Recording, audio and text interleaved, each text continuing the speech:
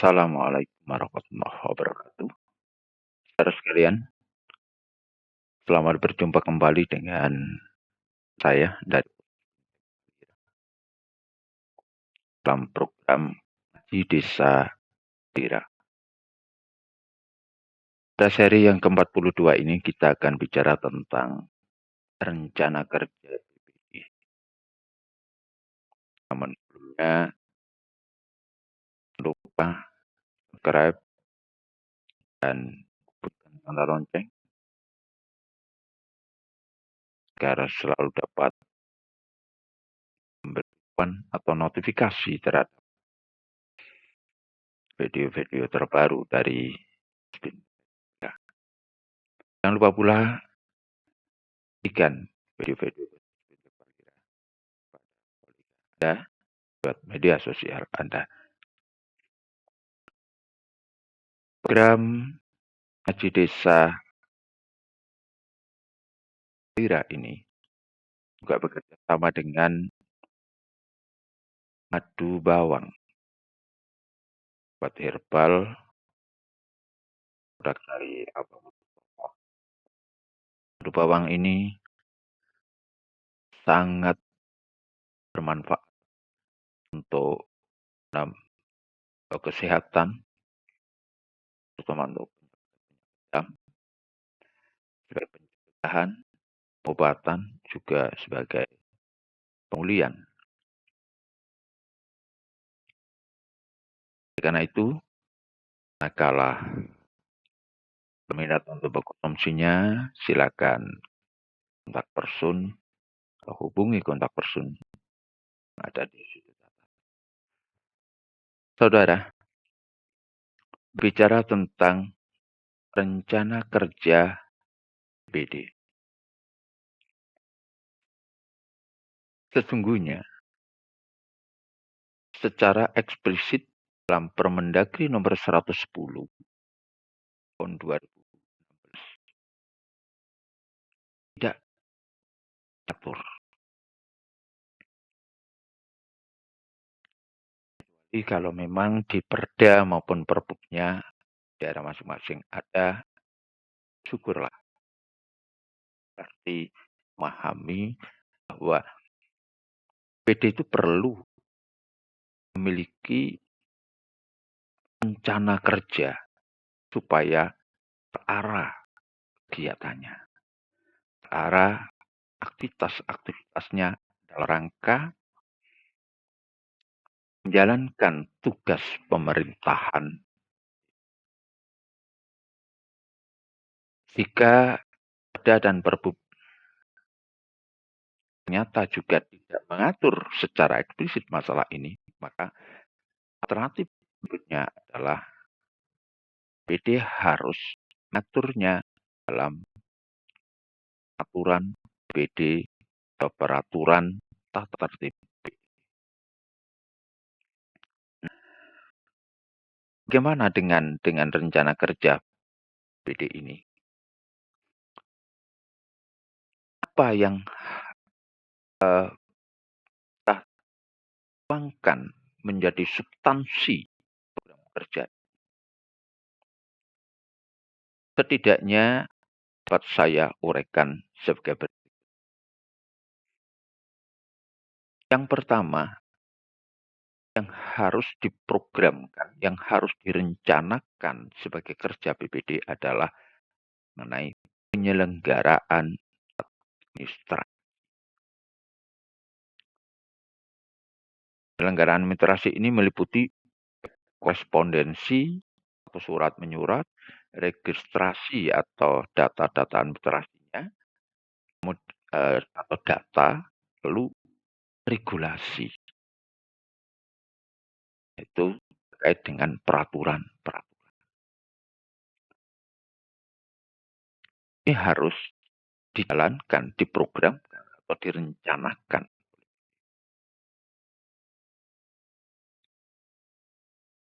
Substansi yang kedua adalah ring dan serap aspirasi. Bisa juga judulnya adalah pengelolaan aspirasi. Itu apa? Meliputi rencana kerja atau agenda terkait dengan kunjungan ke warga.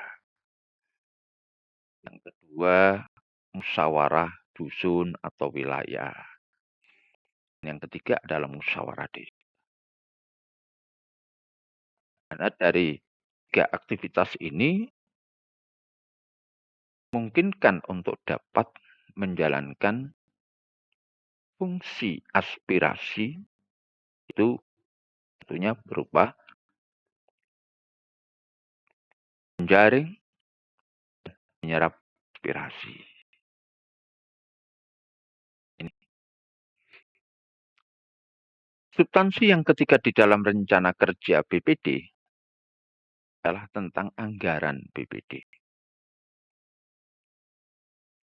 BPD harus punya perencanaan anggaran tersendiri, yaitu anggaran operasionalnya. Mulai dari perencanaan anggarannya, lalu bagaimana pengelolaan anggarannya, dan bagaimana pelaporan. Nah, terkait dengan anggaran ini, BPD memang tidak mengelola secara langsung operasional, tapi dikelola oleh staf administrasi BPD. BPD tidak ikut pegang uangnya. BPD memanage anggarannya. Jadi jangan sampai BPD itu ikut mengelola secara langsung anggaran ini. Dengan demikian apa? Keberadaan staf administrasi BPD itu mutlak adanya. Nah, ada di pundak staf administrasi inilah pengelolaan keuangan secara langsung jalan. Nih. Substansi yang keempat dalam perencanaan atau rencana kerja BPD adalah rencana kerja pengawasan.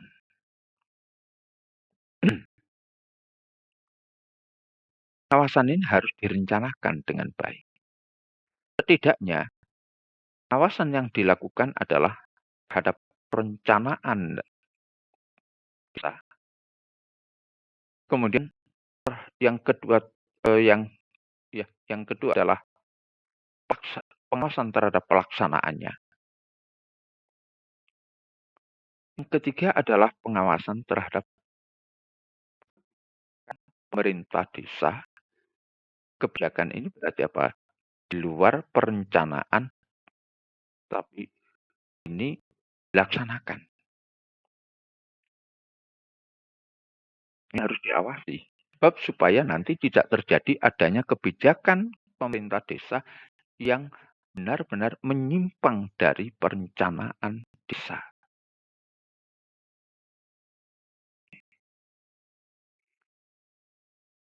Yang keempat adalah pengawasan terhadap dampak kebijakan pemerintah desa. Artinya dampak terhadap kebijakan berarti aktivitas pemerintah desa yang di luar perencanaan yang sudah ada dalam perencanaan.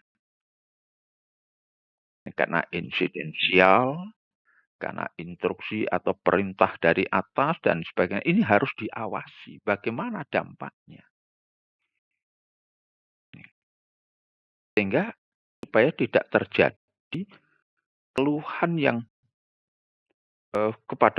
terhadap masyarakat, tidak terjadi pemberatan terhadap masyarakat. Misalnya adanya kebijakan yang justru tidak pro terhadap rakyatan. Sinilah BPD harus betul-betul detail untuk mengawasi.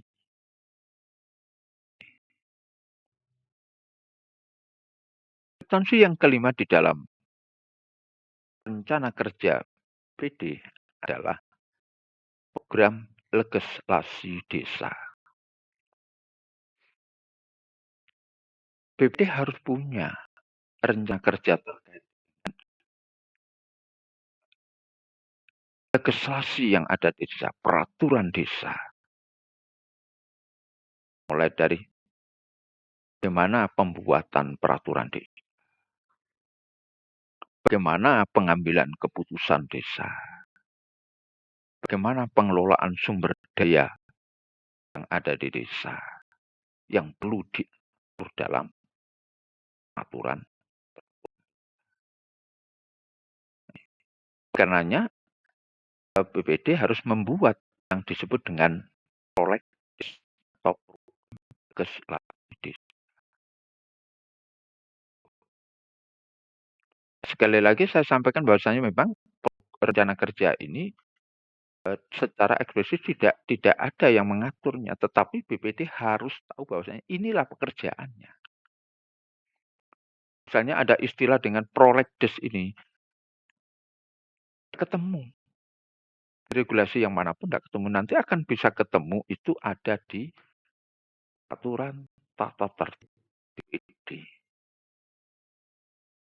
Nih. Substansi yang keenam dari rencana kerja BPD adalah sosialisasi regulasi. BPD harus secara aktif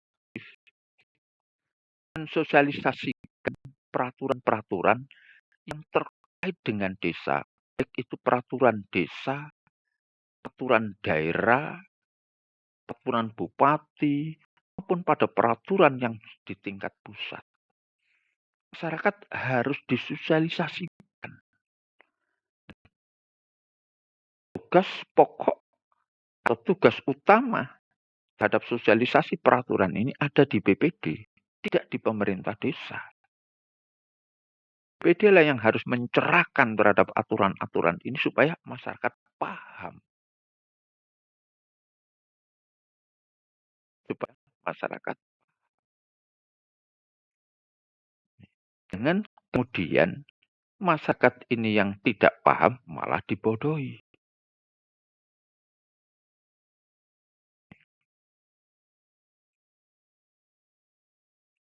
Substansi yang ketujuh dalam rencana kerja BPD adalah peningkatan kapasitas. BPD sejak awal sebuah perencanaan, baik itu tahunan maupun 6 tahunan, harus punya perencanaan kerja terkait dengan bimbingan teknis atau peningkatan kapasitas. Berupa bimbingan teknis, latihan, bisa juga dengan studi tiru atau studi banding, bisa pula dengan menyelenggarakan forum-forum diskusi. Mungkin seminar atau panel diskusi atau simposium, harus punya rencana kerja seperti ini. Sehingga tidak terjadi adanya peningkatan kapasitas bagi BPD itu menunggu perubahan anggaran dan sebagainya. Tapi sejak awal sudah direncanakan.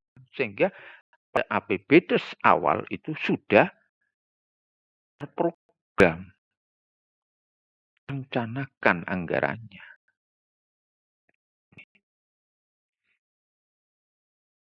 Substansi yang ke-8 dalam program atau dalam rencana kerja BPD adalah kerja penunjang.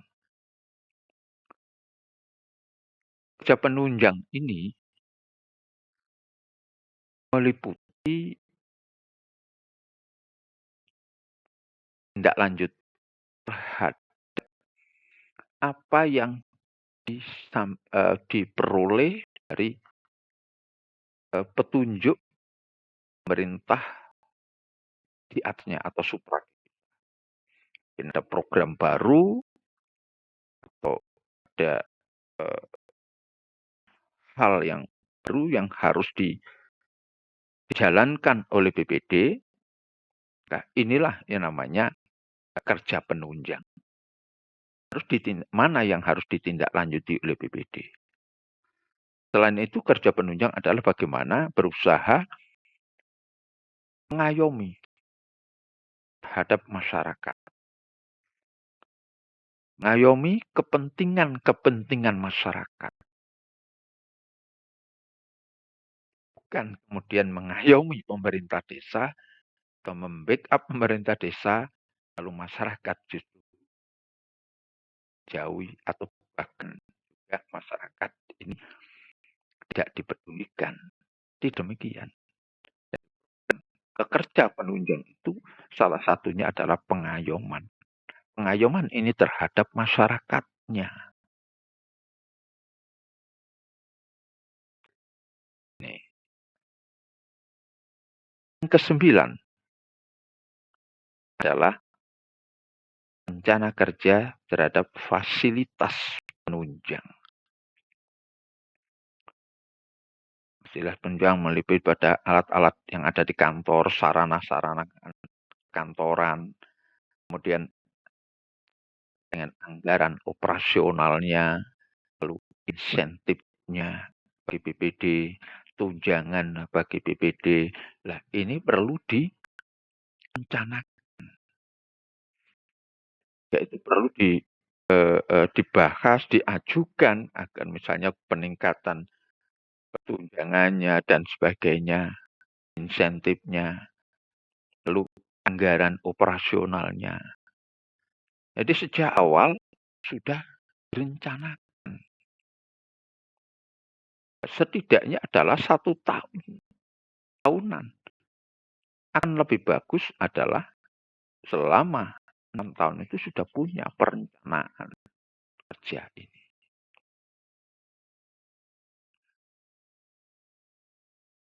Itulah saudara,